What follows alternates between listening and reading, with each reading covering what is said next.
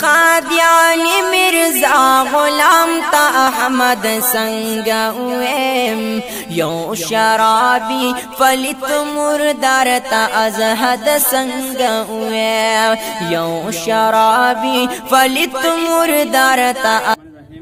ناظرین السلام علیکم.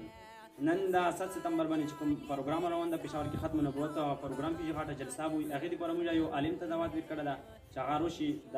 عوام نگراني وکړي په دې سلسله کې د هغه ول چې کوم سوالات کې ختم نبوت کې د هغه جوابات دیته وي چې ار یو عام سره د دې نظرینه خبر چې دا کوم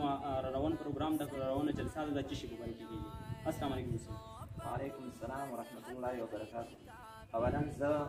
دا چینل ہماری محنت آپ کے نام د ډیر زیات مشکور یم چې دا موږ ته د دې چینل کې مکار وکړل د خبرو کولو.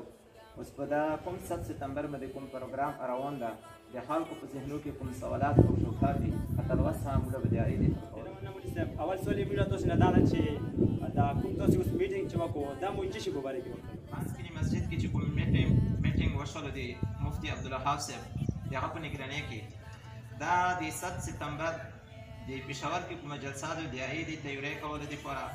او د ګوړو موړو ترتیب کولو دپاره او خلکو ته د کښتونو ورکولو دپاره د هغې په باره کې مولوي صاحب دا پېښور کې چې کوم ختم نبوت کانفرنس کېږي جلسه کېږي ډېره لویه غټه جلسه ده مبارکه د دې نګراني به د چا په نګرانۍ کې دا دومره غټ پروګرام چې کوم منعقد ده دا د اکابر علماء امت د دوی په نگرانۍ کې کېږي خاص کر د جمعیت علماء اسلام حضرت مولانا فضل الرحمن حفظه الله تعالی د ده په نگرانۍ دا مولوي صاحب د ده کول پهلا پروګرام ده که نه هر کول داسې دا په دې ورځې باندې دا پروګرام کېږي. دا پروګرام سلسله د 1974 نه شروع ده په 7 ستمبر باندې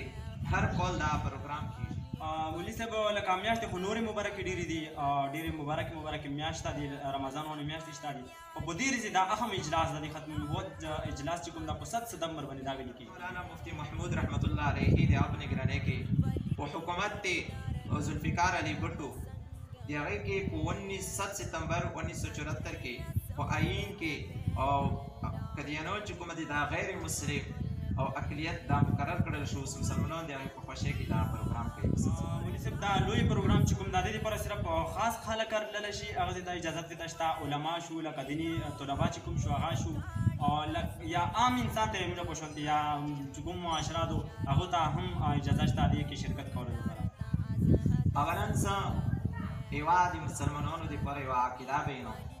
چې هر امتي چې هغه ځان امتي ګڼي د جناب نبي کریم صلی الله علیه وسلم هغه امت نه ځان ګڼي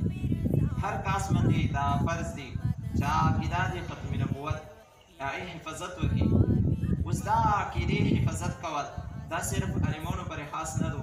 نه دا تبلیغیانو پورې خاص دو نه دا سیاسي خلکو پورې خاص دو بلکې دا د هر مسلمان سړي دا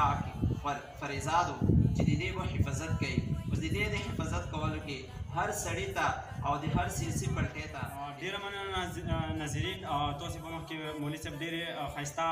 جامعې خبرې وکړي که موږ بیا دا خلکو ته دې په باره کې بار بار دا خبرې کوو که تاسې دیني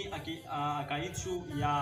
ختم نبوت عقیده شوه د دې په باره کې دیني څه مسله هم وه تاسې تپوس کولی شئ د موږ ویډیو کمنټس کې به تاسې هغه کمنټس خپل چې کومه مسله وي کومه خبرې هغه به ولیکئ. داسې علماو ته موږ بیا دعوت ورکوو د تاسې په مخ ته انشاءالله موږ به د دې د معاشرې والا ښایسته طرف ته رهنمایي کوو د علماو په ذریعې سره. مرزا غلام تا احمد سنگویم یو شرابی فلیت مردار تا